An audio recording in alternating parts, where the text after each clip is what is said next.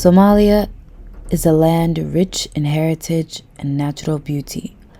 Its sweeping plains were grazed with the elegance of Somali pastoral communities, caring for their beloved livestock under the vast skies. Fertile lands promise rich crops as rivers meander through the earth, fostering life along their banks. And there, along the coastline, Somalia stood proud, possessing the longest stretch of shoreline on the African continent.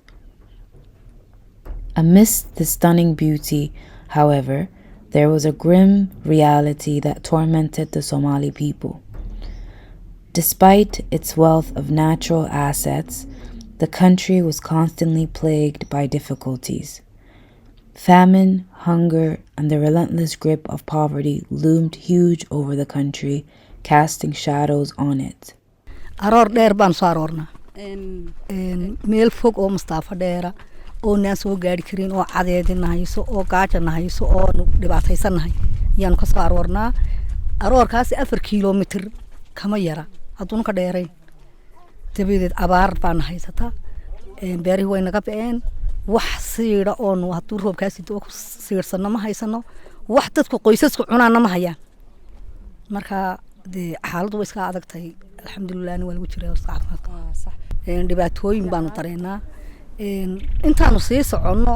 waanu sii oominaa waanu sii daalnaa haddaan doono dad waaweyn oo jilbuhu xanuunayaan oo iska xanuunsanayo oo iska waqti ku jira ayaa soo arooraya marka aad baanu u dareenaa waxyaalo badan oo dhiba ma iman karayaan hablaha waa habla yar yar oo foodlaya oo yar yar kureyda kufsanaysa intay soo socdaan oo dhan ayaanu ka baqaynaa inay kureyduba kufsato oo inaga dilaan marka uma aamino hablaha roonroonna magaalooyinka bay galeen amba ha xamaashaan amba weel ha xalaan xagga magaalooyinka u kacaniyo laakiin hablaha yar aad baan u baqnaa. Somali women, as resilient as they are, endured a merciless overload of warfare and natural disasters. Droughts ravaged the land, leaving behind brittle soil and dissolution, while floods driven by the irregular changes of climate change surged through with primitive impulsiveness. In the heart of these struggles, Somali women and girls suffered the heaviest burden. They served as the caretakers of their family, pillars of the strength in the face of tragedy. Their days were filled with toil and misery, and their nights were filled with anxiety about the uncertain future. dhibaato adag oo noo wada sugayso xoolo halka ka soo aroornay cadceedii daal kulbaan sii fadhiisanayno hadii la had maatidii na sugaysa oo naanagi ma garanaysa haddaan doono kolkan xooli soo aroorno dib casarkii u soo aroorno oo casarkii dib ugu soo noqonayno oo habli yar naqnaqnaan aanu aamin ilaanahay ma garanaysa oo dib ugu soo aroorayna hadana oo loodi markaan fulino xaafadii geyno dib dabeeri u soo rarayno hadana aanu casar gaaban geeyno hadana aanu castii ma garanaysa caruurta u kala shubayno aan raashinkii ku kararayno marka waxa weeyaan wallahi dhibaatada adag baan haysataa oo maanta daalkii iyo tabcaankii iyo dhibaatadii iyo habliin waa rurinaan magaalo galeen wixii yar kalena aan kala baqanayno waxbarashadoodana way iska dhigtaan haday doonaan way iska dhigataa in tatal ka raasay xafadooda ay sii liidanayda ma garanaysa ay way dhigan kartaa ta kalana in xafadooda iska sii ma garanaysaana oo dhigatay iyagu ku warwarta dirac baa u yar ma koosan kartaa bade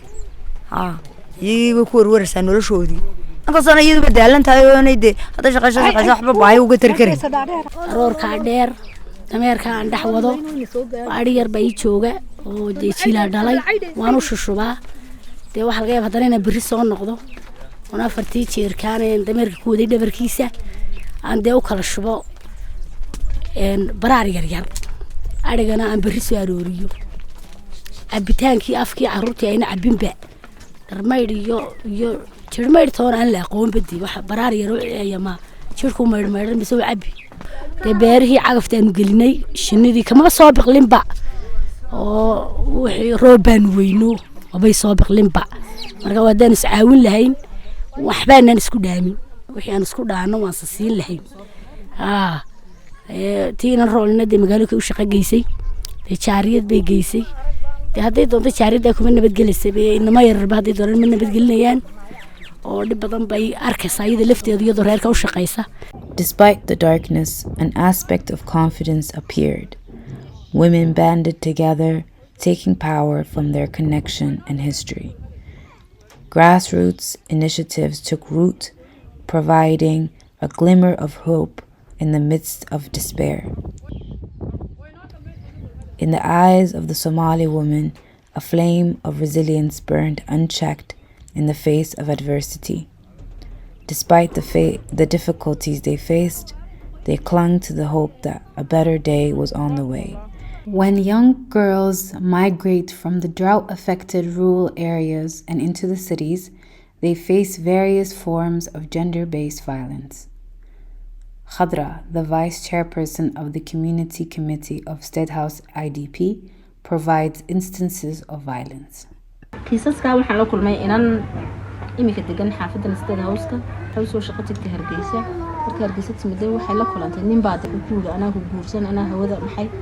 kadib markay hawshaas inantii la kulantay inantii daniisa markuu ka dhamastay dawuu farxumeeyo uurba yeelatay kadib hawada buu ka qari waa la waayay